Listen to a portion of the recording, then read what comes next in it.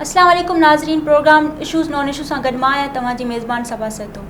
नाज़रीन, खैरपुर जी अदालत टिनि शागिर्दनि सां बदअफ़ाली ऐं संदन वीडियो रिकॉर्ड करण वारनि केसनि में नामज़ जवाबदार सारंग शर खे ॾोहन साबित न थियण ते बाइज़त बरी कयो वियो, जंहिंखे गुलनि ऐं नोटनि जा हार पाराए आजियां कई वई आहे ऐं ॼाणायल जवाबदार आज़ादी खां पोइ ॿारनि में पैसा विराया आहिनि, जेका वीडियो सोशल मीडिया ते वायरल थी वई आहे। इन हवाले सां गुफ़्तगू लाइ असां सां स्टूडियो में मौजूदु आहिनि कल्याण न्यूज़ जा डायरेक्टर न्यूज़ ऐं तर्जया निगार गुलाम मुस्तफ़ा सोलंकी। सोलंकी साहब, तव्हां इन इशू खे कीअं ॾिसंदा? जी बिल्कुलु, तव्हां जंहिं इशू ते अॼु ॻाल्हि ॿोल कयो पिया त इन इशू ॾाढो हसास इशू आहे ऐं इहो हसास इशू इन हवाले सां आहे त हीअ ठरी मीरवा जे इलाइक़े सां हिकु जवाबदार सारंग शर कुझु साल अॻु में जेको सो ॿारनि खे ट्यूशन पढ़ण जे बहाने जेको उते बदफेली जा केस साम्हूं आयो हो ऐं उहा पोइ उन ते केस थियो हुयो ऐं इलाइक़े जे माण्हुनि उन ते एहतजाज कयो। उन खां पोइ उन जवाबदार खे गिरफ़्तार करे ऐं जेको सो उन मोकिले छॾियो, जेल मोकिले छॾियो। ऐं उन जो ताज़ो जेको तव्हां इहा ॻाल्हि कई पे त खैरपुर में 4th एडिशनल जज जेको आहे समीना मंगी जी अदालत 2.5 साल अॻु जेके ठरी मीरवा में ट्यूशन पढ़ाइण दौरान जेको वकार जावरी साहिल मंगड़ार समेत 3 शागिर्दनि सां जेका बदफेली ऐं संदन वीडियो रिकॉर्ड करण जे इल्ज़ाम हेठि दाख़िल केस में ॾोह साबित न थियण ते जवाबदार सारंग शर खे आज़ादु करे छॾियो आहे। यादि रहे त उहो 2 साल अॻु में शागिर्दनि सां मुबैना बदफेली वारे वीडियो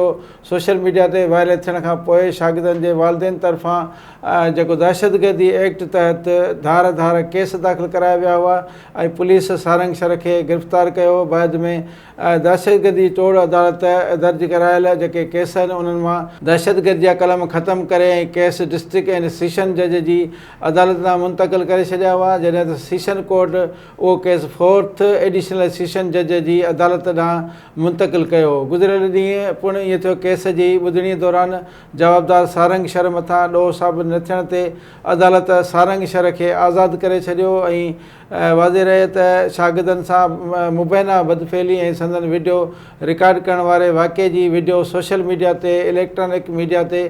तोड़े प्रिंट मीडिया में अचण खां पोइ उहो हाई प्रोफाइल केस जेको सो बणिजी वियो हो ऐं उहो जवाबदार गुज़िरियल ॾींहुं जेको सो बाइज़त बरी थी वियो आहे। पर वॾी ॻाल्हि अफ़सोस जी ॻाल्हि इहा आहे त जॾहिं उहो जवाबदार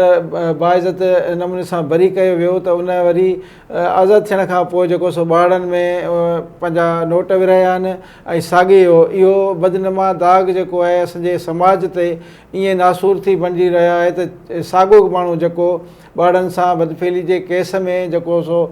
जेल वियो पर उनजी का साबिती न मिलण जे करे उन जवाबदार खे जेको सो आज़ादु कयो वियो ऐं जवाबदार खे आज़ादु कयो वियो। पर शर्मनाक अमल त इहो आहे त वरी जेके माण्हू आहिनि उन्हनि खे वरी जेको आजा कई अथनि उन्हनि जी ऐं उनखे गुलनि जा ऐं नोटनि जा हार पाराया विया आहिनि। हू साॻियो जंहिं इल्ज़ाम तहत जवाबदार गिरफ़्तार थियो उन ते केस दाख़िल थिया ऐं दहशतगर्दी तोड़ जी अदालत में जॾहिं उनखे पेश कयो वियो ऐं अहिड़ा केस 2 उन ते दाख़िल थियण जे बावजूदि उनजी का जेका वीडियो हुई उहा साम्हूं न अचण जे करे उन ते ॾोह साबित न थी सघियो ऐं उनखे आज़ादु कयो। हालांकि उहो जवाबदार ईअं न आहे त को उन ॾोह में मुलवस न हो, पर उन ॾोह में उन्हनि जेके इलाइक़े जा माण्हू आहिनि उहे साबितियूं बि ॾियनि था, पर माना उनजी प्रूफ जेके आहिनि उहे न करे सघिया आहिनि, जंहिंजे करे उनखे आज़ादु कयो वियो आहे। पर थियो ईअं आहे त जॾहिं उहो जवाबदार आज़ादु थियो त असांजे जेको मुआशिरे में समाज में अहिड़ा किरदार आहिनि जो बदनमा दाग़ थी विया आहिनि। ॿारनि सां जिन्सी ॾाढायूं जेके थियनि थियूं पियूं उन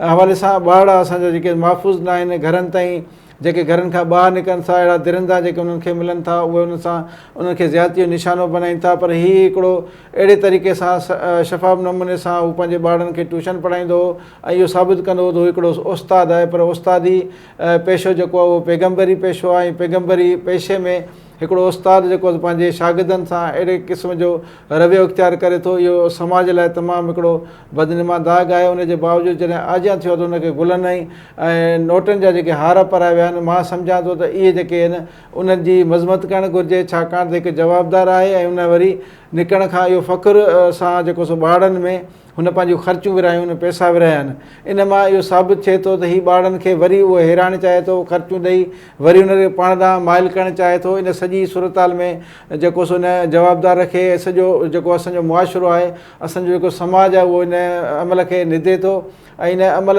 जे जेको आहे सो निदा करे थो त हीउ जवाबदार जे ॾोह साबित न थियो आहे, पर हीउ अची समाज लाइ अञा बि उते नासूर साबित थींदो। इन करे सॼो मुआशिरो जेको इन जी आजा कई आहे उनखे निदे थो ऐं उनजी मज़मत करे थो। ऐं सोशल मीडिया ते जेका इहा वीडियो वायरल थी आहे उन ते बि तव्हां ॾिसंदो त मुख़्तलिफ़ साञावंद माण्हू जेके आहिनि उन्हनि इन जी निदा कई आहे, इन जी मुखालफ़त कई आहे त हिकु जवाबदार जेको इन ॾोह में मुलवस हुयो ऐं उनखे केसनि ते उनखे जेल में मोकिलियो वियो ऐं 2-2.5 साल जेको सो मुसलसिल उन जा केस हलंदा रहिया। पर उहो कहिड़े नमूने सां हाणे इहा ॻाल्हि सम्झ में नथी अचे त हिकु जवाबदार जॾहिं उन ॾोह में मुलवस बि हुयो ऐं उनजे बावजूदि अदालत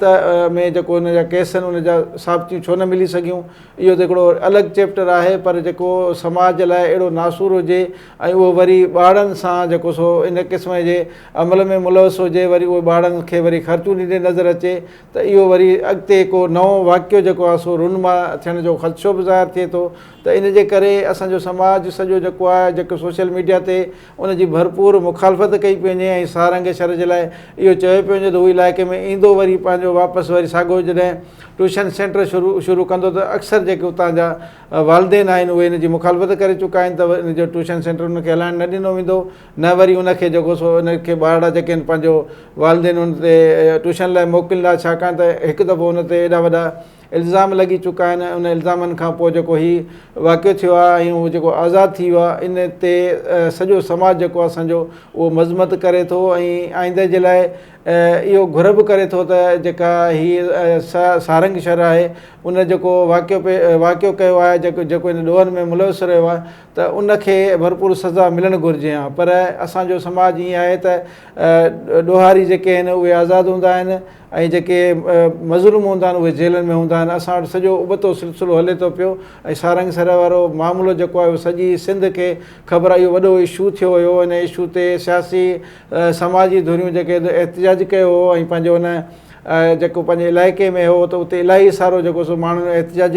कया हुआ। उनखां पोइ वञी सारंग शर खे गिरफ़्तार कयो वियो, उनखां पोइ उनखे जेल मोकिलियो वियो। पर हुनजी आज़ादी हिन वक़्तु ॿारनि लाइ बि इहो मज़मत जोॻो अमल आहे त ॿारनि खे वरी ख़र्चूं ॾिए थो। उन ते अफ़सोस थिए थो त सारंग शर ॿाहिरि निकिरण खां पोइ फ़ख़्र सां उहो ॿारनि खे ख़र्चूं ॾींदे नज़र अचे थो। ऐं इहा जेकी वीडियो उनजी सोशल मीडिया ते वायरल थी आहे उहा सॼी सूरताल जेका आहे तव्हांजे असांजे साम्हूं आहे त समाज उनजी मुखालफ़त करे थो ऐं इन जी मुखालफ़त करणु बि घुरिजे। न सिर्फ़ु इहो पर इनखे अहिड़नि जवाबदारनि खे कैफ़र किरदार ताईं पहुचाइण जे लाइ उनखे भरपूर सज़ा मिलणु घुरिजे हा।